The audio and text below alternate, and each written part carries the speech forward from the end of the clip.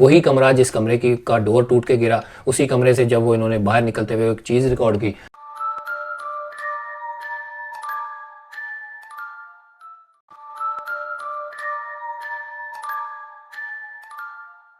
अस्सलाम वालेकुम व्यूअर्स, मेरा नाम आमिर है। मैं आप सबको एक दफ़ा फिर खुशामदीद कहता हूँ अपने चैनल पे और उम्मीद करता हूँ कि आप सब लोग खैरियत से होंगे।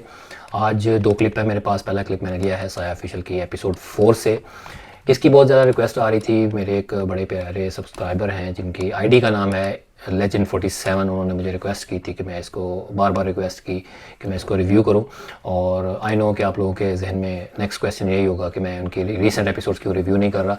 तो असल में मैं किसी को भी रेगुलरली रिव्यू नहीं कर रहा। मैं आप लोगों की जिस तरह से डिमांड आती है, आप लोग मुझे लिंक्स भेजते हैं, मैं उसको वहीं से क्लिप उठा के बनाता हूँ और रिव्यू कर रहा हूँ। तो अपनी मर्ज़ी से, अपनी चॉइस से मैं अभी किसी को भी फ़िलहाल रिव्यू नहीं कर रहा और कोशिश कर रहा हूँ कि अराउंड द वर्ल्ड जितने भी पैरानॉर्मल शोज़ हैं मैं उन सबको कवर करूँ। दूसरा क्लिप जो मैंने लिया है सजाद भाई की एपिसोड जो रीसेंट आई थी 10 अक्टूबर की, उसको रिव्यू करेंगे। बहुत ज़बरदस्त एपिसोड थी, मुझे बहुत मज़ा आया देख के। आप लोगों को भी आई एम श्योर मज़ा आया होगा देख के। इन दोनों क्लिप्स के ऊपर बात करेंगे, लेकिन क्लिप्स की तरफ बढ़ने से पहले जिन दोस्तों ने मेरे चैनल को अभी तक सब्सक्राइब नहीं किया हुआ लेकिन वो मेरे रेगुलर व्यूअर्स हैं, तो आप लोगों से रिक्वेस्ट है कि चैनल को ज़रूर सब्सक्राइब कर लें। तो चलिए जी, बढ़ते हैं क्लिप्स की तरफ और पहला क्लिप मैं प्ले करता हूँ साया का और इसके ऊपर डिस्कशन करते हैं। तो चलिए, अच्छा क्लिप्स साया का क्लिप देखने से पहले, चूँकि इनके अर्ली डेज़ थे तो बहुत सारी बातें, बहुत सारी ऑब्वियसली शॉर्ट कमिंग्स आपको नज़र आएंगी। क्योंकि उस टाइम पे जब ये इन्होंने बहुत अर्ली डेज़ में शुरू किया था तो इनके पास सारे इक्विपमेंट जो थे इनके पास वो भी लैकिंग थे और काफ़ी चीज़ें एक्सपीरियंस के हवाले से भी शॉर्ट कमिंग्स थी और कैमरा पैनिंग ये वो सारा वो चीज़ें थी। चलिए बढ़ते हैं क्लिप की तरफ।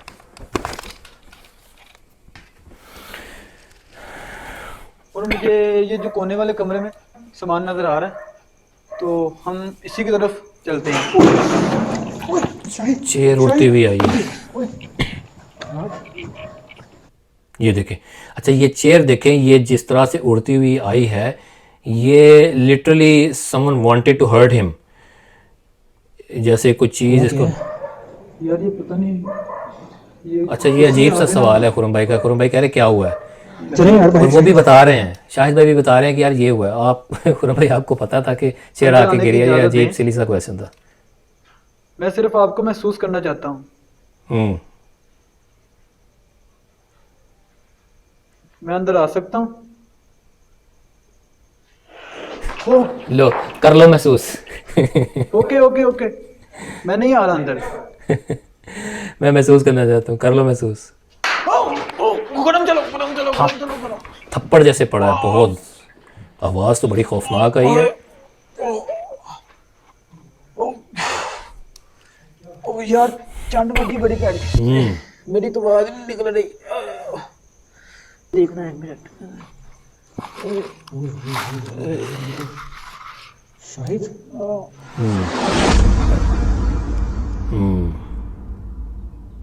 पूरा बहुत बड़ा हाथ है, फिंगर बहुत बड़ी बड़ी, 1 2 3 4 और 5 में दानी है। वाकई यार ये बहुत बड़ा। बहुत जलन हो रही है इधर यार, ये वाली जगह पे ना बहुत जलन हो रही है। एक हाथ का निशान है पूरे, बहुत बड़े। ये देखो, ये देखो। आवाज़ बड़ी खौफनाक है।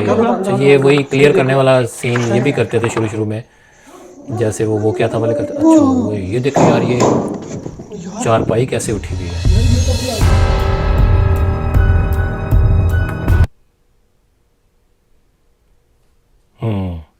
अच्छा, यहाँ पे मैं इसको फ्रीज़ करूँगा और देखिए ज़रा, मैंने फ्रीज़ किया, थोड़ा जूम किया, देखें इसके ऊपर कोई चीज़ बंधी हुई दिख नहीं रही, कोई चीज़ नहीं बंधी हुई इसके ऊपर। और जो इसका छत है वो काफ़ी ऊंचा है, बहुत हाइट पे है। अच्छा जी, ये था जी क्लिप और काफ़ी इंटरेस्टिंग एपिसोड थी और बड़ी ज़बरदस्त एक्टिविटीज़ हुई हैं जो 3-4 हुई हैं और कैमरे में सही रिकॉर्ड हुई हैं। और जैसा कि मैंने पहले कहा कि इनके अर्ली डेज़ थे और इक्विपमेंट के हवाले से, एक्सपीरियंस के हवाले से काफ़ी शॉर्ट कमिंग्स आपको नज़र आएंगी। और जैसा कि उसमें दूसरा कैमरा जो हमेशा अब रिसेंट एपिसोड्स में इनके पास होता है, उस वक्त उस टाइम पे नहीं था। और एक कॉन्फिडेंस के हवाले से, एक फेयर फैक्टर होने के हवाले से भी ये उस वक्त शॉर्ट कमिंग्स थी और ये डर जाते थे। अब तो ज़्यादा एक्सपीरियंस हो गए, उनको पता है कैमरा कब और कहाँ पैन करता है, उसको उनको इस चीज़ का भी पता है। तो बहरहाल जो शुरू में एक्टिविटी हुई, वो जो चेयर आके गिरी है उनकी तरफ, तो अगेन आप लोग यही सोच रहे होंगे और मैंने भी यही सोचा कि खुर्रम भाई को चाहिए था कि कैमरा पीछे की तरफ घुमाते, लेकिन ऑब्वियसली एक्सपीरियंस के साथ साथ ये चीज़ें, वक्त के साथ साथ एक्सपीरियंस होता है और बंदा चीज़ें सीखता है।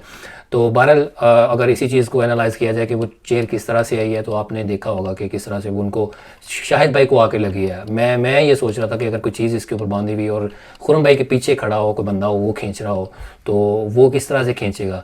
वो अगर वो खींचता तो वो थोड़ा सा उसको मूव करता, लेकिन इतनी स्पीड से जैसे किसी ने थ्रो की हो उनके ऊपर चेयर, ये करना थोड़ा सा मुश्किल होता मेरे हिसाब से, मुझे ऐसा लगता है। और बात यह है कि अगर वो उसकी लेग्स के ऊपर कोई चीज़ बांध के उसको किया जाता तो वो इस तरह से उड़ के ऐसे फ्लिप होती हुई आके ना लगती, और अगर ऊपर कोई चीज़ बांधी होती उसके बैक के ऊपर बांध के उसको किया जाता और उसको खींचा जाता, तो वो चेयर जो है वो वहाँ से ऊपर से खींचा जाता तो वो चेयर गिर जाती, आके सीधी इनकी तरफ आके ना लगती। तो आई एम क्वाइट कन्विंस कि ये जो चेयर आके लगी है वो किसी मखलूक ने का ही काम था, और वो किसी मखलूक ने ही आके उनकी तरफ मारी, उनको हर्ट करने की कोशिश की।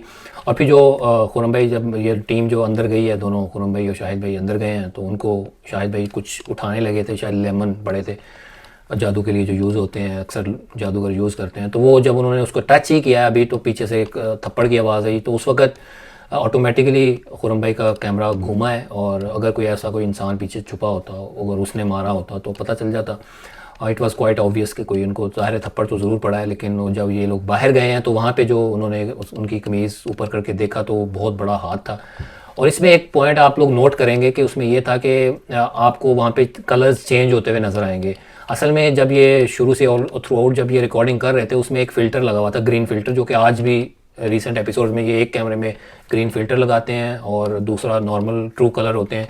तो इसके जो थे इस वक्त भी इनके कैमरे के जो है ना वो ट्रू कलर्स नहीं थे, वो एक फ़िल्टर, ग्रीन फ़िल्टर लगाया हुआ था इन्होंने, जो कि मुझे नहीं समझ आई कि क्यों लगाया था, नहीं लगाना चाहिए। तो बहरहाल इन्होंने जब उसके ऊपर फोकस किया देखने के लिए, तो उसको फ़िल्टर को हटा के, उसको एडिट में जाके फ़िल्टर को हटा के उसको देखने की कोशिश की कि ये किस तरह का निशान थे। तो वाकई वो जब ट्रू कलर आए तो एक जैसे लाश पड़ जाती है ना, लाश पड़ जाती है, एक पूरा पंजा छप जाता है पूरा, वो बड़ा ही खौफनाक था और बड़ी लंबी लंबी फिंगर्स। तो ये भी बड़ी मुझे जेन्युइन और लगी एक्टिविटी। और फिर जब शाहिद भाई जब बाहर आए और उनको बताने लगे खुर्रम भाई को कि ये हुआ, तो उनकी पंजाबी मुंह से निकली, यानी आपकी जो मदर टंग है वो निकलती है। आप नोट कीजिएगा, ऑब्ज़र्व कीजिएगा, जब इंसान कभी किसी मुश्किल में होता है, तकलीफ़ में होता है, तो इंसान के मुंह से या तो गाली निकलती है पंजाबी में, या उसकी जो भी मदर टंग होती है उसमें वो या तो गाली निकलती है या फिर कोई ऐसी बात निकलती है वो एक नॉर्मल रूटीन से हट के, क्योंकि वो रूटीन से उनकी मदर टंग ज़ाहिर है पंजाबी होगी। उस चीज़ की ऑथेंटिसिटी में ये भी चीज़ आप नोट कर सकते हैं कि ये उनका जो रिएक्शन था वो कैसा स्पॉन्टेनियस था, नहीं था, ये वाली चीज़ें भी बड़ी मैटर करती हैं। तो उनकी अचानक उनकी ज़ुबान से वही निकला, और थैंक गुडनेस के उनकी ज़ुबान से वो गाली नहीं निकली, लेकिन ये एक नेचुरल प्रोसेस है इंसान का, तो ये चीज़ ऐसे होती है। और ये भी इस वजह से भी मुझे ये जेन्युइन लगा, और वो कंप्लेंट कर रहे थे मेरी सांस रुक रही है, और मैं भी यही एक्सपेक्ट कर रहा था कि जब कमर पे कोई चीज़ इतनी भारी और इतना थप्पड़ पड़े तो वो आपकी सांस रुकनी चाहिए। तो उन्होंने वैसे ही रिएक्ट किया और उन्होंने कंप्लेंट की कि ये मेरे ऐसे सांस रुकी हुई है। तो ये भी बड़ी जेन्युइन लगी। और फिर जो आखिर में जो चारपाई जो ऊपर उठ रही थी, वो बड़ी मुझे हैरानकुन एक्टिविटी लगी, और उसको मैंने बड़ा एनालाइज़ करने की कोशिश की कि क्या इस चीज़ को कैसे कर सकते हैं, अगर खुद कर सकते हैं, अगर खुद ही इसको मैनिपुलेट करके इसको खुद ही डिज़ाइन किया जा सकता है क्या इस एक्टिविटी को। तो मुझे ये समझ नहीं आया, मेरी समझ से बाहर था कि ये खुद कैसे कर सकते हैं, खुद नहीं कर सकते। मुझे ये ऐसा लगा कि ये बिल्कुल जेन्युइन एक्टिविटी थी, क्योंकि मैंने इसको जूम करके इसको बार बार इसकी लाइट एडजस्ट करके देखी, और ये खुद भी लॉजिकली सोच के मैंने इसको एनालाइज़ किया कि क्या ये ऐसा पॉसिबल है। उसका अगर आप नोट करें कि उसका छत बहुत ऊंचा था, तकरीबन 14-15 फुट के ऊपर उसका छत था, ऊंचा, इतनी हाइट पे ऑलरेडी वहाँ पे सेटअप करना। फिर किस चीज़ से आप बांधेंगे, अगर आप मोटी रस्सियों से बांधेंगे तो वो तो नज़र आएंगी, और फिश लाइन से जो पतली लाइन होती है जो नज़र नहीं आती, वो उससे बांधेंगे तो वो आई थिंक वो बहुत ही पतली होती है, मेरा नहीं ख्याल कितना वज़न वो उठा सकती होगी। और अगर ऐसी चीज़ बांध के ऐसा किया भी होता तो वो फिर नीचे कैसे आ गई, नीचे कैसे गिरी, वो तो फिर ऊपर ही खड़ी रहनी थी और वहीं से उन्होंने भाग जाना था, ये नीचे नीचे भी तो गिरी वो। तो मुझे ये बड़ी एक जेन्युइन एक्टिविटी लगी और बड़ी कन्विंसिंग लगी और बड़ी हैरान कुन एक्टिविटी थी। और आप नोट करें कि उसकी जब ये लोग अंदर एंटर हुए हैं उसकी चारपाई की पोजीशन डिफरेंट थी। अब जब ये दोबारा इन्होंने जब आखिरी एक्टिविटी हुई देखा तो चारपाई की पोजीशन भी चेंज हो गई थी और वो ऊपर उठी हुई थी। बड़ी खौफनाक मुझे ये एक्टिविटी लगी और डेफिनेटली जो जगह थी, प्लेस थी, हॉन्टेड थी। लेकिन ओवरऑल बहुत मज़ा आया देख के। मैंने फ़र्स्ट टाइम ये वाली एपिसोड देखी है तो इन्जॉय किया। आप लोग भी देखिएगा, मैं लिंक अपनी डिस्क्रिप्शन में डाल दूँगा, आप ज़रूर इनकी एपिसोड ये ज़रूर जाके देखें और इंशाल्लाह आई होप कि आपको मज़ा आएगा। और दूसरा क्लिप प्ले करते हैं सजाद भाई का और उसके ऊपर डिस्कशन करते हैं और चलिए मिल के देखते हैं।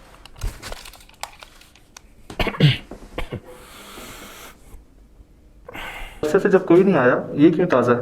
4 उंगलियां और ये मेरी उंगली देखें और ये साइज देखें उंगली का। अच्छा ये उंगली नहीं, मुझे तो ऐसा लग रहा है जैसे पंजा होता है किसी जानवर का, बिल्कुल ऐसा ही है। क्या हम तीनों के अलावा यहाँ कोई मौजूद है?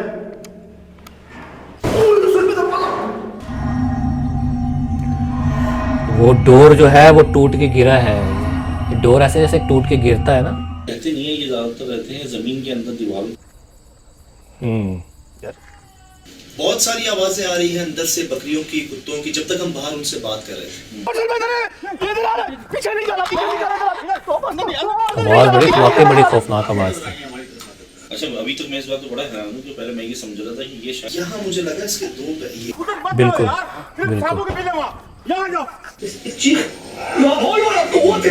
आवाज़ वाकई बड़ी अंदर से आई। मेरे कुत्ते होते हैं वैसी स्किन मुझे लग रही है जो मैं जो उसको देख के लूटन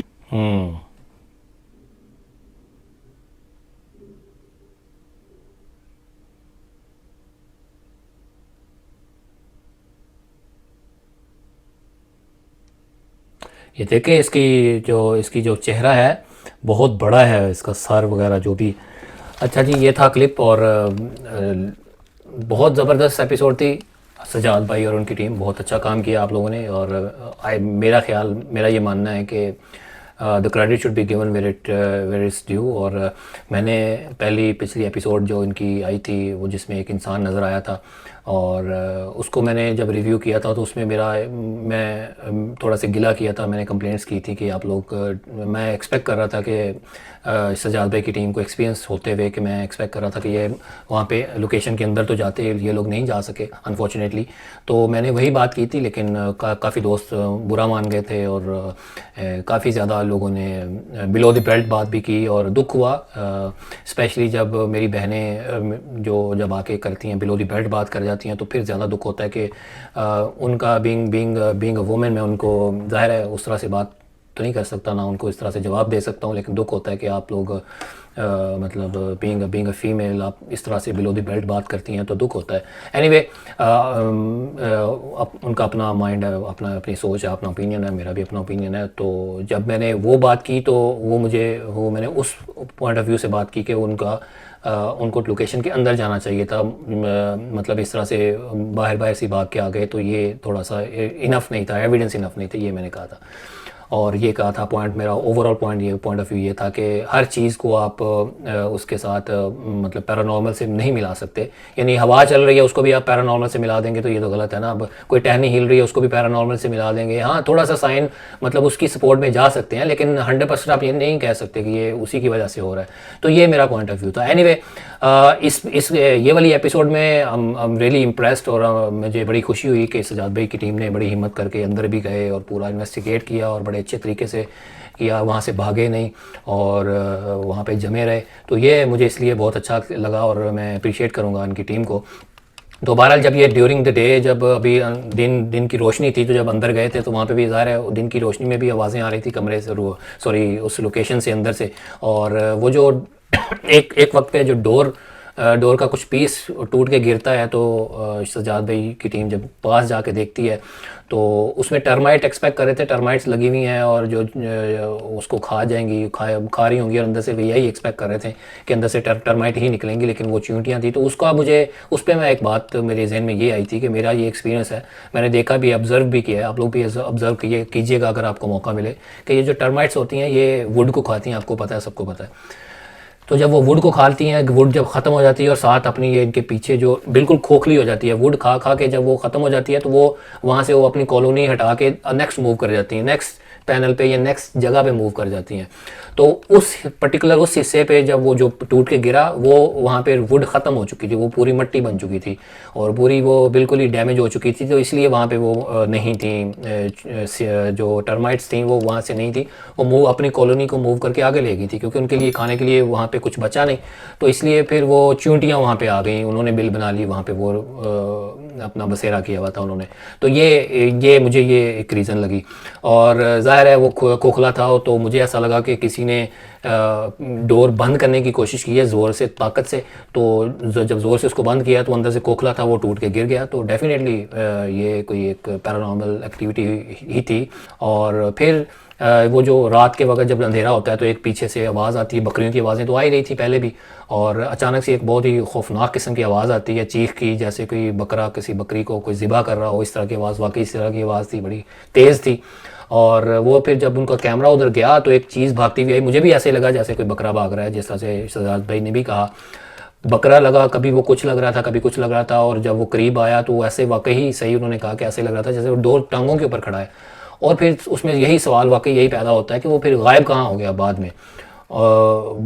कभी ना कभी बाद में नज़र आता, उसकी एग्जिस्टेंस नज़र आती, लेकिन नहीं। और उसके बाद गुर्राने की आवाज़ें अंदर से आना बड़ी खौफनाक, बड़ी डेफिनेटली बड़ी टेरिफाइंग थी। और वही कमरा जिस कमरे की का डोर टूट के गिरा, उसी कमरे से जब वो इन्होंने बाहर निकलते हुए एक चीज़ रिकॉर्ड की, वो बड़ी खौफनाक थी। मैंने उसको भी एनालाइज करने की कोशिश की। वाकई वो 3-3.5 फुट की उसकी हाइट थी और उसका जो सर नज़र आ रहा था बहुत बड़ा सर था। और उसकी जो आइज़ का जो डिस्टेंस था वो देखें आप, बहुत ज़्यादा डिस्टेंस था। इंसानी आँखों का जो डिस्टेंस होता है वो बहुत कम होता है, तकरीबन 4-5 इंचज़ होता है, डेफिनेट मैक्सिमम इतना ही होता है। और ये जो उनका आपस में आंखों का डिस्टेंस था वो काफ़ी था, वो तकरीबन 10 से 12 इंचज़ तो होगा ईजीली। और वो आइज़ जो थी रेड किस्म की थी, रेड जैसे जल रही हो आँखें। और बहरहाल मुझे तो ये जो चीज़ जो मखलूक नज़र आई है तो मुझे जेन्युइन लगी और काफ़ी खौफनाक थी। और ये सवाल अक्सर लोगों के जहन में पैदा हो सकता है कि क्या ये इनका अपना बंदा खड़ा था? तो बंदे की जो हाइट है वो तो 5 से 6 फुट तो होनी चाहिए। वो तो ये तो हाइट बहुत छोटी हाइट थी, तकरीबन 3-3.5 फुट की थी। तो फिर ये आर्ग्यूमेंट हो सकता है कि शायद किसी बच्चे को खड़ा किया हो। तो मेरा नहीं ख्याल कि कोई बच्चा वहाँ पे खड़ा हो सकता है, इट्स नॉट पॉसिबल। और उसको कॉस्ट्यूम पहना के खड़ा किया हो तो मेरा नहीं ख्याल कि ऐसा पॉसिबल है। टू बी वेरी ऑनेस्ट मुझे बहुत जेन्युइन एपिसोड बहुत ज़बरदस्त लगी। और ये नहीं कि मुझे पुरानी एपिसोड्स जेन्युइन नहीं लगी, मुझे वहाँ पे भी जेन्युइन ही लगी, जेन्युइन लोकेशन लगी, हर चीज़ जेन्युइन लगी। लेकिन हमेशा टीम से यही गिला रहता है मेरा कि टीम को अंदर जाके दिखाना चाहिए था। और जिस तरह से मैंने बात की पहले कि हर चीज़ को आप उसके साथ रिलेट नहीं कर सकते, एग्जैजरेट करके उसको पैरानॉर्मल के साथ रिलेट नहीं कर सकते। तो ये मेरा एक पॉइंट था। बहरहाल इस पर्टिकुलर एपिसोड में मुझे बहुत मज़ा आया देख के और बड़ा अच्छा काम लगा। और बस ये था जी आज का रिव्यू। आप लोग अपने कमेंट्स में बताएं कि आप लोगों को कैसा लगा। और आज के लिए इतना ही, इंशाल्लाह किसी नेक्स्ट एपिसोड में मुलाकात होगी। मुझे इजाज़त दें, दुआ में इजाज़त के, टेक केयर, अल्लाह हाफिज़।